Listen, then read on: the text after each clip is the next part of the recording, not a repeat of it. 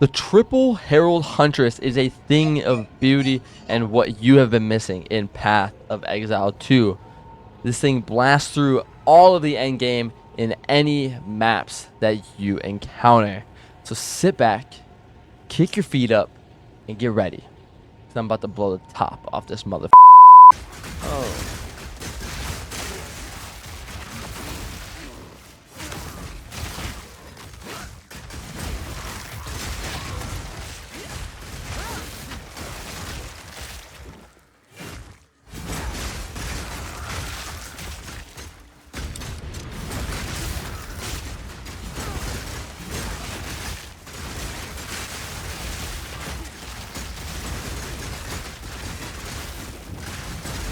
Oh, so we're gonna switch over to Scythe of Spear. Get this man, put the mark on him. The bleeds, we're gonna go into stun.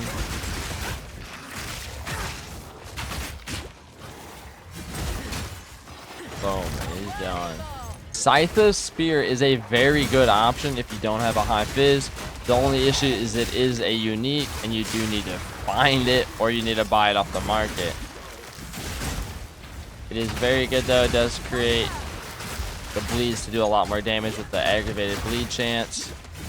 So if you do get your hands on a good Scythe of Spear, I would definitely use it through early and mid-late game. And hit him. Oh yeah, look at all that explosion right there. Oh. Just dodge around him. Oh. Explosion. Oh, we're gonna back up. Hit him. Back up a little bit more. Look at that. Boom. And spear.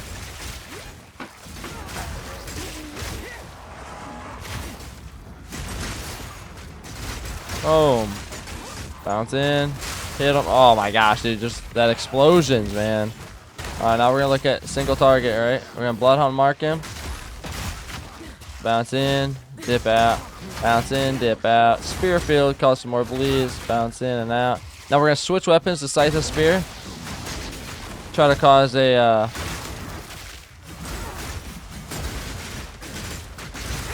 try to get some aggravated bleedings going. Boom. We're going to hit him with a regular spear throw. Just chunk him down. Beautiful. So starting off here with the gems, we are using spear throw for our single target damage. We are using blood boil to get a lot more damage on our blood loss for higher HP enemies as well. Spear field running rearm, rage, and then incision. Rage scales very quickly with Spearfield because you're putting out a bunch of different spears, and each spear that comes out counts as one tick towards your rage meter. And then incision is going to create a tons of incision on the enemies, and then you're going to get a lot more bleed because of it. And then we're running Herald of Thunder. Disengage, we're going to be using Ingenuity to get our 30% cooldown recovery rate. And then obviously like the staple with Rake, we're going to be using Stomping Ground, Deep Cuts to get more magnitude of the bleed when we do hit those enemies, and then a Heavy Swing to deal 35% more damage. And then you're going to go down to Herald of Blood with Magnified Effect and Brutality. Now Blood Hunt is kind of going to be our execution of our enemies. Just to kind of start the Blood Hunt, we'll start our Herald of Blood, as well as our Blood Boils, kind of procking around and then kind of causing a lot of havoc around on the other enemies. On Blood Hunt, we are using Momentum, so after moving 2 meters, we're going to get an increased 40% damage. So it's going to help a ton on the amount of damage what we're going to be doing. Bloodlust, so we get a 30% more melee damage against bleeding enemies. Everybody's going to be bleeding, so this is a guaranteed 30% increase in damage. And then we're going to be using Execute. So we get an extra 50% damage with hits when they are on low life. Now, low life counts anything under 35%. Now, we are going to be running a lightning spear as well. This thing tees off on wave clears with this build. It goes crazy. We're using volt, so we get those voltaic charges, and then we're going to be pairing that up with lightning infusion to gain another 25% of extra lightning damage, and then coursing current. So shocking hits from supported skills have a 50% chance to also shock enemies within a 2.5 meter radius, just so we can apply shock to a lot more enemies. Now we are going to be running Bloodhound Mark. This thing is probably the biggest staple in a bleed build for bosses. You're going to be running single out, so that way they're going to get their armor broken to 10% of the physical damage. Everything we're doing is pretty much physical damage, so you're going to be definitely breaking armor. Persistence, so you get a longer effect duration instead of the 8 seconds, I believe, is what it's normally. You get it up to, I believe, it's right around like 11-12 seconds. And then rupture. So support skills will now aggravate bleeding on hitting a heavy stunned enemy. Finish off this gems here with Herald of Ash. We're using concentrate effect to do 30% more damage, just with a 50% less area of effect. Now when we go into the equipment, anything that you can do to get your resistances up. My resistances are almost maxed out here.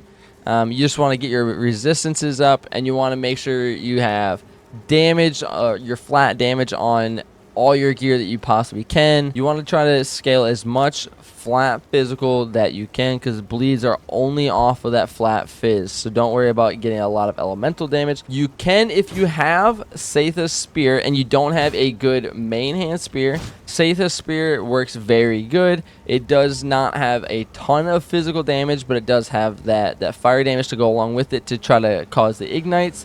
And then it has a chance of aggravating bleeds on 33% of all hits. Now once we start looking at our passive tree, you want anything that is based on fizz damage or on bleed duration. Right here, you could go into this part right here. I have not.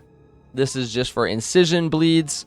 The main spots that you want to come over to is over off to the left, where you have the coated arm spot for all one-handed weapons. Right up here, you have some magnitudes of bleed coming into bloodletting right next to the gemling spot.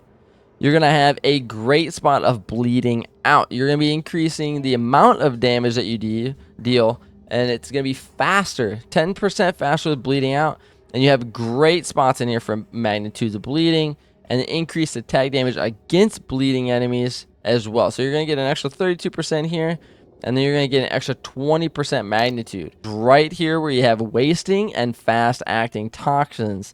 Damaging ailments are going to deal damage 12% faster, and then you have 5% here and another 5. So you're going to have a 22% faster damage rate of all your ailments, which bleeding is part of the damaging ailments.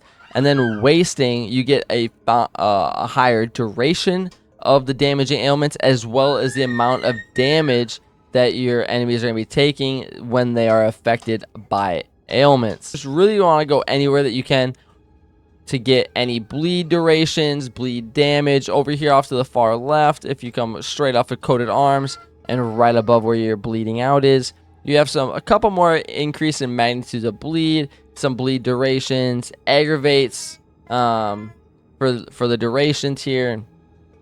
And then just a chance to aggravate bleeding when you hit enemies with attacks. Now, I will say, avoid the Crimson Assault. It sounds good when you think about your bleeds are going to be aggravated from the very beginning, but the downside is your base bleed duration is only 1 second. It does not last that long, and frankly, I don't think it's worth it one bit. So I would avoid the Crimson Assault at all costs.